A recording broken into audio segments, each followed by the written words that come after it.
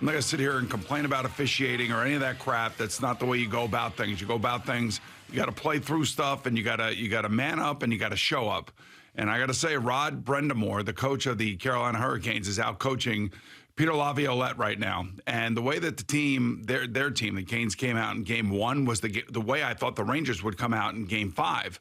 And the Rangers didn't come out the way that I thought that, was required in order to take out a team like the Hurricanes. It's a very prideful team, a team that's got a lot of skill on it, got a lot of grit on it. And, all I could say is that we were teetering the whole entire game. They did not come out with the sense of passion that the fans had last night before the game started at the Garden.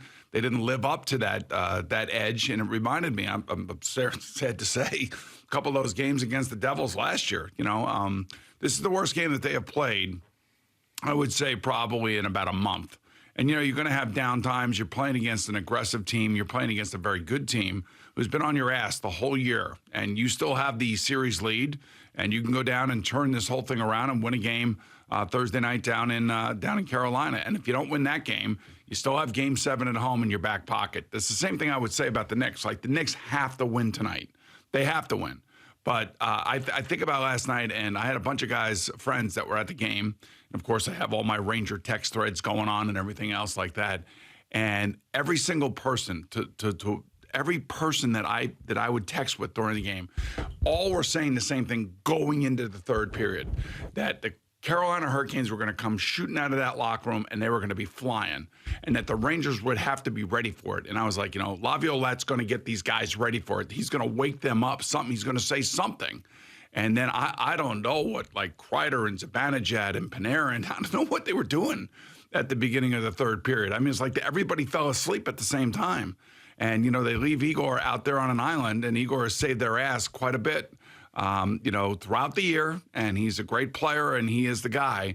But I don't know if Zibanejad got hurt last night due to a cross-check / spear from Brett Burns. He was doubled over on the bench, and they showed him a little bit, but then you didn't hear much about it, much like every other NHL injury. You didn't know what was going on, but he was definitely in some pain. I just don't know how much it affected him. He might have gotten a rib or something, could be some lower back situation, and I mean, that was a penalty that was not called. They had too many men on the ice. That wasn't called either. I don't want to go down that road because that sucks. It's really up to the players. And when Kuznetsov beats Panarin down the ice, that's all you need to know. I mean, Kuznetsov has been a mess all year long. He got let go of by the Washington Capitals because he had some off-the-field issues.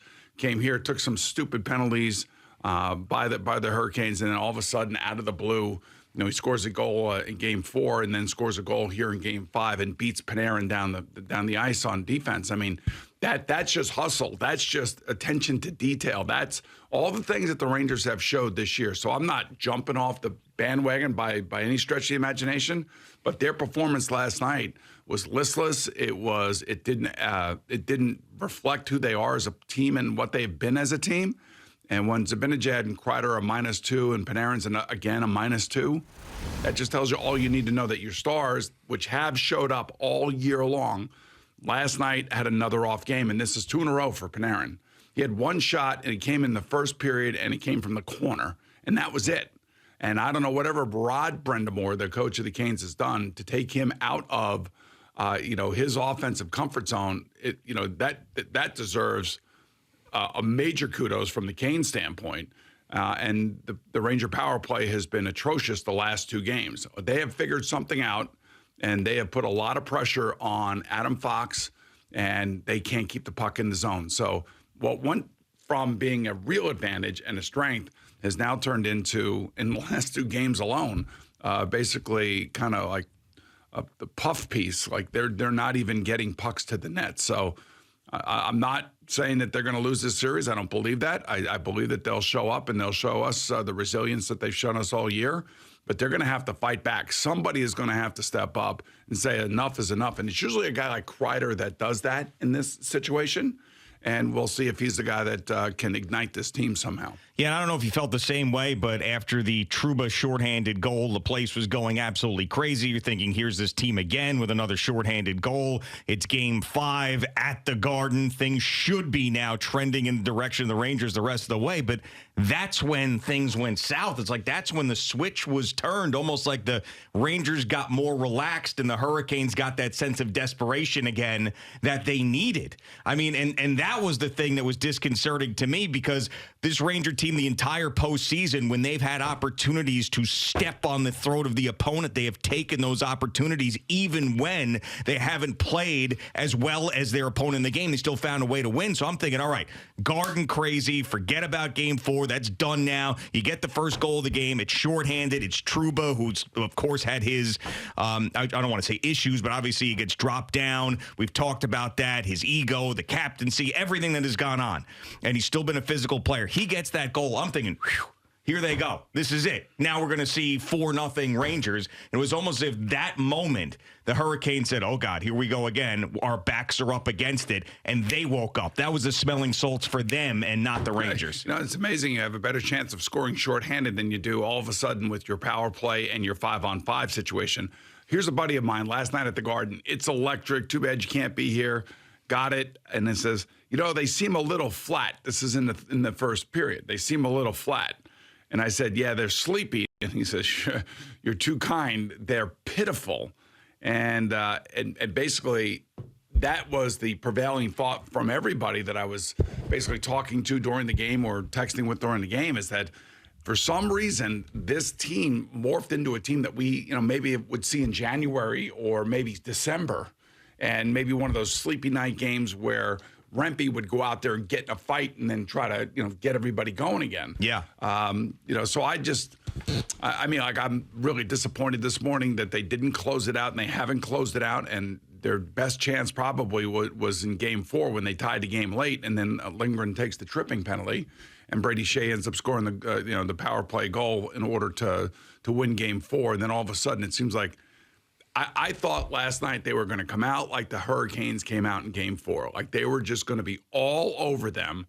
And maybe for a minute or two early on, it felt like the Rangers had a little bit more of the play in the Hurricane end. But after that, it was like a flat game. And that's exactly what you want when you're the visiting team. Yeah, and this is a huge moment, these next two games, or this next game. I guess you got to go one at a time here, especially when you're up 3-2.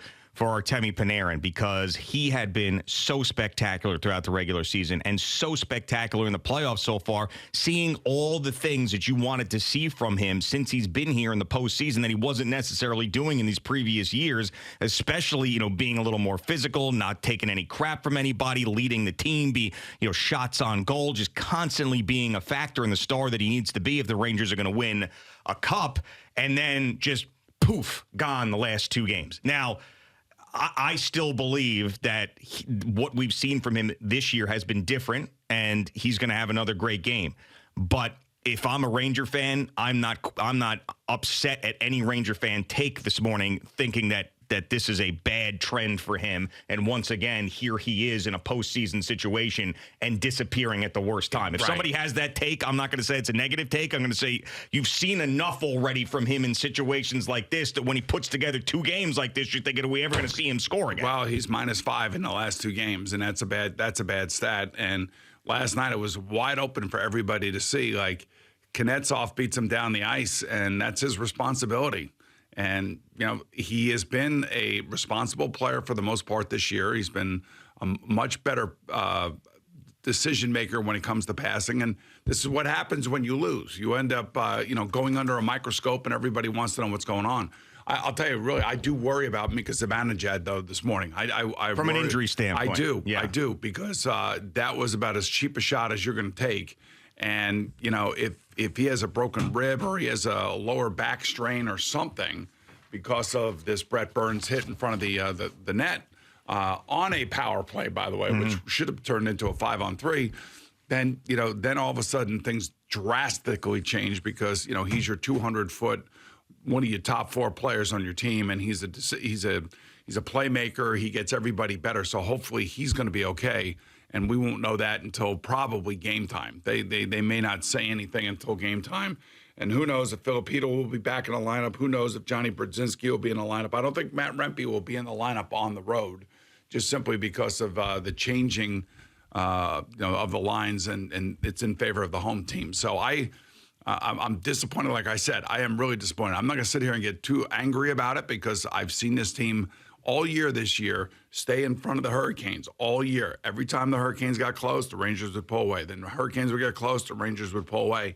And I'm kind of thinking that's the same thing that's going on right now. They've gotten close. Now the question is, are the Rangers going to let them overtake them and overcome a 3-0 deficit, which would be about as embarrassing as it gets for the Ranger organization, for Peter Laviolette, and the players who have played so well this year. Yeah, and we've seen them up 2-0 against the Devils, up 2-0 against the Lightning. There is, even though it's one game, there's a much bigger difference when you are up 3-0 and you blow that lead. Now, hockey is crazy. You've seen more 3-0 comebacks in hockey than you've seen in baseball and basketball, just because it's a different sport and momentum changes and puck luck and all these weird things that happens in the game. But it still would be absolutely unacceptable for an organization that won the President's Trophy to be up 3-0 and tied late in Game 4 to sweep a team and then end up losing the series. But we're not there yet. We're not there yet. But I'll tell you one thing: there has to be a sense of urgency. And what I hope is that they go back and they look at the tape, and I hope that the coach doesn't hold anything back. It says, here's why we win, and here's why we lose. We lose because we're lazy.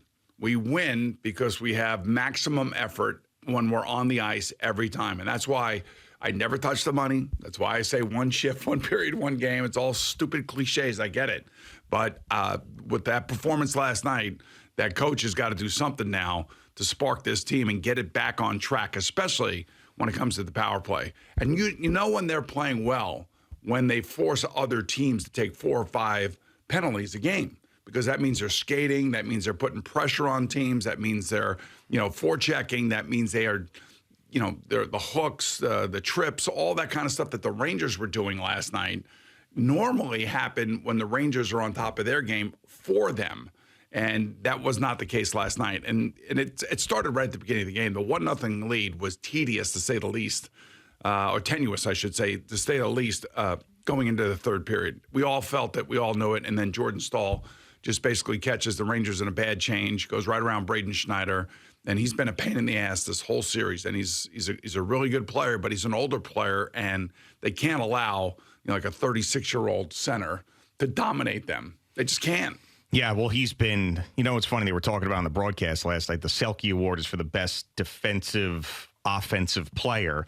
And it was the longest stretch in the history of that award that someone has been nominated for it. So, he was nominated for it 12 years ago, and then again now, just showing you how well he played the entire year and in the postseason. But you're right, he's an older player now, and that shouldn't be happening, especially with the high-flying Rangers. Now, the Filipino thing is not great either. I mean, we're not going to really know what's going on with him, as we've talked about many times, these NHL injuries. They say illness.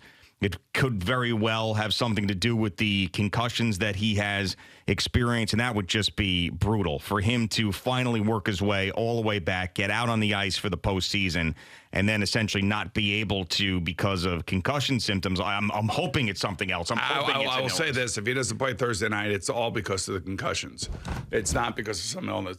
To me, it's all because of the concussions, and they want to be really careful with him, which I can truly appreciate, being someone who has suffered from many concussions himself, as at times you can tell. Yeah. Interestingly enough, you think about teams, and you think about how seasons can come to a crashing halt after a great season. So just to give everybody a perspective of what's happening somewhere else in the NHL, Colorado's got a great team, and everybody thought, man, this is going to be a team that's going to go right to the Stanley Cup final. One of their best players just got suspended because of failed drug tests on the third time. And that's Valery Nichushkin, I think. Nichushkin. Yes, Nichushkin. I barely know it. And then all of a sudden, they get ripped last night by the Dallas Stars. They're down 3-1 in that series. So, I guess misery loves company. The point being is that the Rangers can do something about it, assuming that everybody's healthy.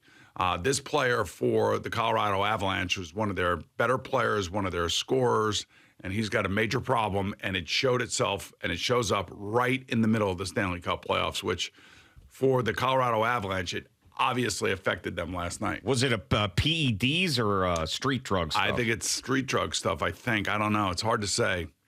I'm not sure. I'm just asking out of curiosity. I'm not sure what they're testing for. Kuznetsov got in a little bit of this stuff with the Capitals, and then they released him, and then Carolina picked him up, figuring, let's see what we got here. Let's see. This was a talented player at one time. Maybe he just needs another fresh start somewhere, and hopefully he can keep himself straight. And by the way, he's taking stupid penalties. That's the other thing.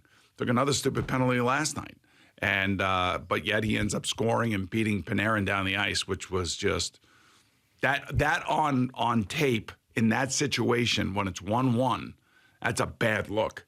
That is a really bad look for one of supposedly the best players on the team. And, Panarin's got to figure out what's going on with him unless he's hurt. I don't know. I have no idea. You never know about guys on both sides that are dealing with injuries due to hits that they've taken, pucks that they've blocked, sticks that they've been slashed with. I mean, it's everybody's dealing with something right now.